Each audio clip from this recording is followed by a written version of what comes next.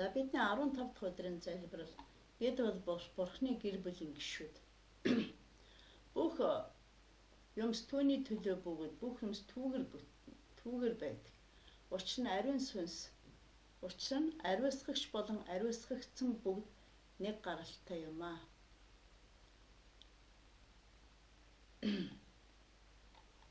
Дараа нь биднийг Бурхны хүүхдүүд гэж дуудуулахаар ямар их хайрыг эцэг бидэнд сойрхсныг хараач. Бид үнэхээр тийм юм. Харин түүнийг таниагүй учраас ертөнц биднийг таньдгүй. Иохан 3:1 гэжээ. Бид бүхэн Бурхны гэр бүлийн гишүүн болон төрсөн юм аа. Бурхан өөрөө гэр бүлтэй болохыг хүссэн бөгөөд бидний гэр бүлийнхэн гишүүд болгон бүтээсэн юм. Энэ бол Бурханаас бидэнд өгсөн хоёр дахь зорилго. Тэр үнийг биднийг эхийн хөвлөд бүрэлдэхээс ч өмнө төлөвлөсөн байсан юм. Библи Бурханыг хайрлан, түүнд алдрыг өргөн, үрд түүгээр удирдуулан амьдрах Бурхны гэр бүлийг байгуулах талаар өгүүлдэг. Эфес номын 1-р бүлгийн 5-р ишлэлд тэр өөрийн хүслийн сайн тааллын дагуу биднийг Есүс Христээр өөрийнхөө хөвгөд болгон үрчлэн авахар урдаас тогтоожээ гэжээ. Бурхан өөрөө хайр учраас харилцааг маш чухал тооцдог. Харилцааг чухалчлан үзэх нь түүний мөн чанар бөгөөд тэрээр өөрийгөө гэр бүлтэй холбоотой үгсээр илэрхийлдэг. Эцэг, хүү, ариун сүнс. Энэ гурвал холбоо нь Бурхны харилцаа юм. Энэ нь төгс төгөлдөр нэгдмэл харилцаа холбоо бөгөөд бид энэ гурван зүйлийг нэгдэж буй учраас шалтгааныг судлах хэрэгтэй. Бурхан үргэлж хайрын харилцаанд дунд оршдог учраас тэрээр огтхонч ганцаарддаггүй. Тиймээс өөрт нь хэрэгтэй учраас тэр биднийг бүтээгээгүй. Харин хүссэн болохоор биднийг бүтээж өөрийн гэр бүл болгохоор төлөвлөн өөрийн бүх зүйлийг бидэнтэй хуваалцах болсон юм. Учир нь энэ бүхэн Бурханд агуу их баяр хөөргийг өгдөг. Библиэд тэр үнний үгээр бидэнд шинэ амийг өгснөөр бид түүний бүтээлүүдийн анхны үр жимсэн болж түүнийг баярлуулсан гэж Яаков номны 1:18 дээр хэлсэн байдаг. Бид Христэд итгэснээр Бурхантай эцэг хүүгийн харилцаатай болж бусад итгэгч нартайгаа ахын дүүс болсноор нэгэн сүнслэг гэр бүлийг бий болгодог. Бурхны гэр бүлд өнгөрсөн одоо ирээдүйн бүхий л итгэгчид хамрагдана. Бурхан бүх хүн төрлөختнийг бүтээсэн боловч бүх хүн Бурхны хүүхэд болдоггүй. Хүн зөвхөн дахин төрснөр Бурхны хүүхэд болдог. Бид анх дэлхийн ертөнцийн төрөхдөө хүний гэр бүлийн гишүүн болдог. Харин хоёр дахь удаа дахин төрснөөрөө Бурхны гэр бүлийн гишүүн болдог. Бурхан бидэнд дахин төрөх онцгой эрхийг олгосон бөгөөд үүгээр дамжуулан бид Бурхны гэр бүлийн гишүүд болсон юм а гэж 1-р Петр номны 1:3 ишлэлдэр мөн Ром номны 8:15-16 ишлэлдэр дурджээ. Хинч байсан Бурхны гэр бүлийн гишүүн болж боловч нэг болзол бий. За энэ талаар Марк номны 8:34, Үйлс номны 2:21, Ром номны 10:13, 2-р Петрийн 3:9 ишлэлдэр бий. Энэ нь Есүст итгэх явдал юм. Библиэд хэлэхдээ та нар Есүст итгэсэн итгэлээрээ дамжуулан Бурхны хүүхэд болсон юм а гэж Галаат номны 4:7 дээр хэлжээ. Бид сүнслэг гэр бүлийнхэнтэйгээ үрд мөнгө хамт байх учраас энэ гэр бүлд цусан холбоотой гэр бүлээс илүү чухал тооцогддог. Мэдээж энэ дэлхийн ертөнцийн дээрх гэр бүл бол Бурхны танд өгсөн эрхэм нандин бэлэг боловч энэ төр зуурынх бөгөөд салах, хөгшрөх, үхэх гэх мэт хагацж холдох үе олон байдаг.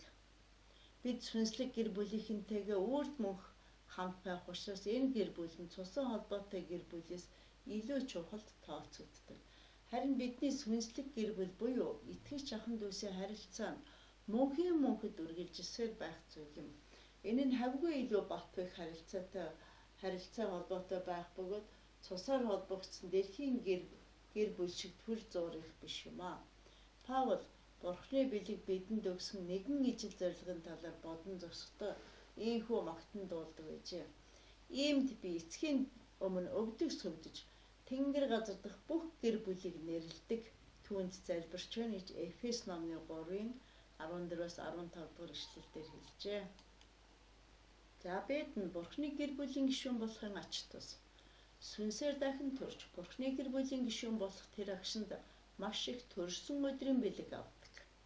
Гэр бүлийн нэр, гэр бүлийнхний нийтлэг тал, онцгой эрх мэдэл, дотн харилцаа болон өв хөрөнгийг хүлээн авдаг. За энэ талаар 1-р Иохан 3:1, Ром 8:29, Галат 4:6-аас 7, Ром 5:2, 1-р Коринт 3:23, Эфес 3:12, 1-р Петр 1:3-аас 5, Ром 8:17. Библиэд ийхүү хэлсэн байдаг. Хэрв хүүн байх аваас Бурхнаар дамжуулан өв залгамжлагч нь мөн байна гэж Галат 4:7-д хэлжээ. Шинэ гэрээнд Бурхан бидний авгай их өв хөрөнгийн талаар олон удаа дурдсан байдаг. Миний Бурхан өөрийн алдагдах баялгаар Христ Есүс дотор та нарыг хэрэгтэй бүх нээлт нь хангана гэж Филиппой 4:19-дэр хэлжээ. Бурхны хүүхэд болсноор гэр бүлийн хөрөнгийг хуваан эзэмших хэрэгтэй болдог. Бид энэ газар дэлхий дээр элбэг хангалуун байдал, түүний ивэл, дотнос сул, төвчээр, алдар, мэрэгэн ухаан, хүч чадал, эрх мэдэл зэргийг олж авсан. Энэ талаар Эфес 1:7, Ром 2:4, 9:23, 11:33, Эфес 2:4, 3:16-д хэлсэн. Гэхдээ бид мөнхийн улсад үүнээс илүү их өв хөрөнгийг хүлээн авах болно. Паул та нарыг Бурхан өөрийн ард түмэнд хичнээн их өв өгснөөр бухараасаа гэж хүсэж байна гэж Эфес 1:18-дэр хэлжээ. Тэгвэл энэ өв хөрөнгөд яг юу багтаж байгаа вэ? Нэгдүгээрт бид мөнхөд Бурхантай хамт байх болно. Энэ талаар Тесалоник 4:17, 5:10-д байгаа. Хоёрдугаарт бид бүрэн төгс өөрчлөгдөн Христ шиг болно. 1-р Иохан 3:2, 2-р Коринт 3:18, 3-дугаарт бид бүхий л өвчин үхэл зовлон шаналлаас чөлөөлөгдөх болно. Илчлэлт 21:4. 4-дүгээрт бид шагнуулах бөгөөд үйлчлэлийн суудалд залагдах болно. Марк 9:41, 10:30, 1-р Коринт 3:8, Еврей 10:35, Матай 25:21-23. 5-дугаарт бид Христийн алдраас хуваалцах болно.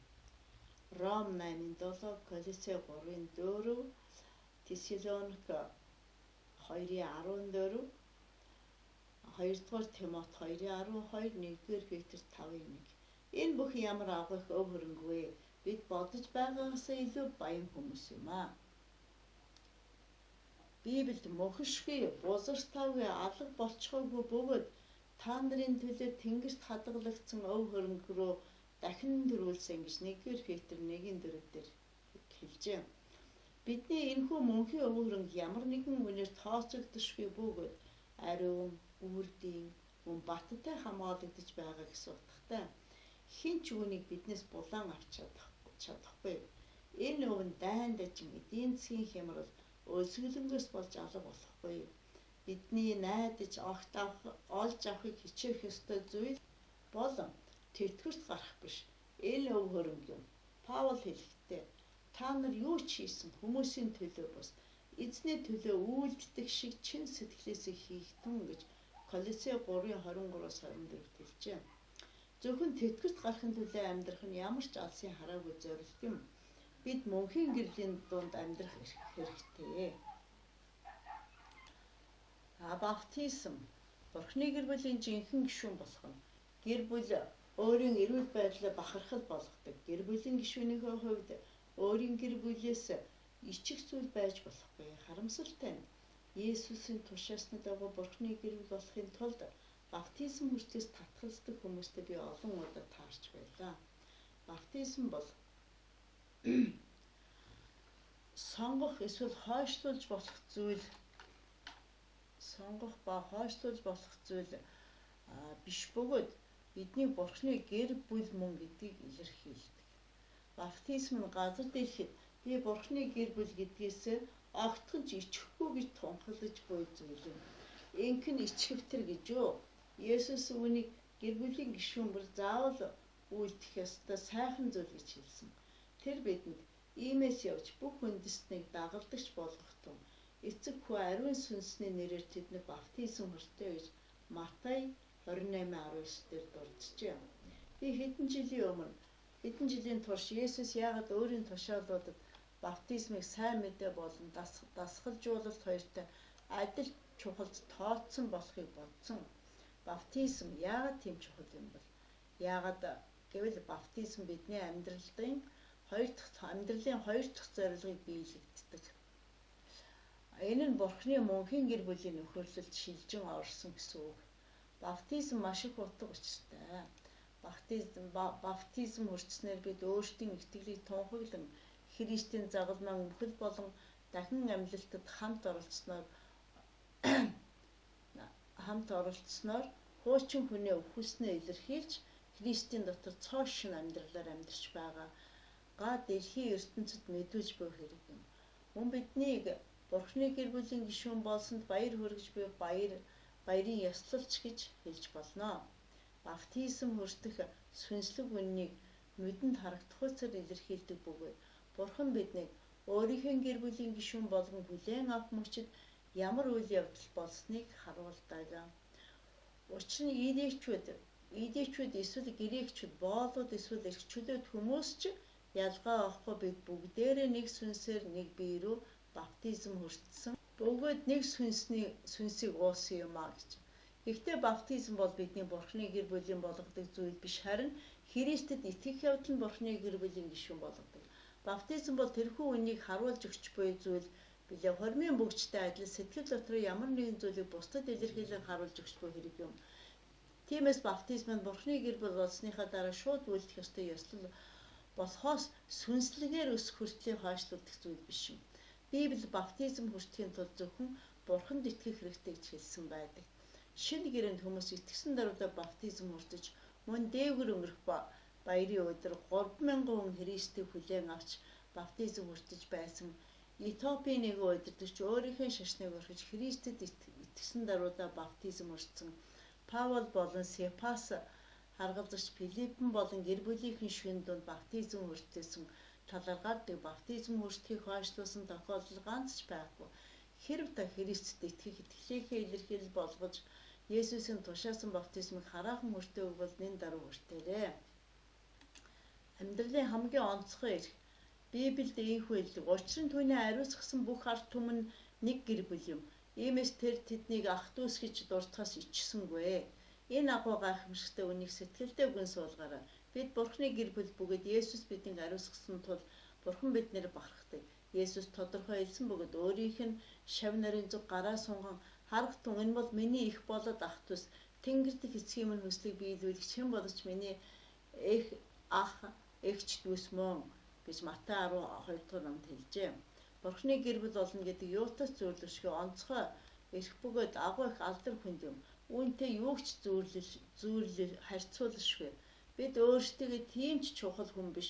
Бусдаар хайрлуулахгүй байгаа болон түгшүүрийг мэдрэх бүрдээ өөрийгөө хэн тамрагдгийг болохоо санаарай.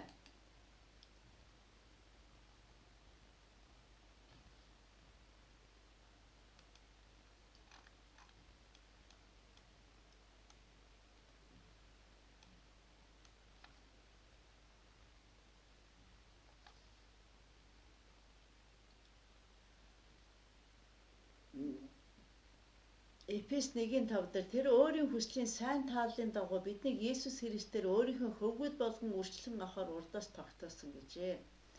За ингээд би Бурхны гэр бүлийн гишүүн болж төрсөн гэдгийг ойлгоё. За бусад итгэгч нартай хэрхэн нэгэн гэр бүлийнхэн шиг харьцах вэ гэсэн талаар өөртөө эргэцүүлэл хийе гэд. Та бүхэн манай сувгийг дагаарай. Дахин шинэ мэдээлэл Бурхны хайрын тухай мэдээг авч өөрийнхөө амьдралыг гайхамшиг болгон илчлэл болгон хинт ч ярьсан үнэхээр Бурхан үр хүүхдүүдэд ичхүрт оруулахыг хүсдэггүй юм а гэснийг илтгэх болно. Та бүхэнд Бурхны ивэл оршноо. Амен.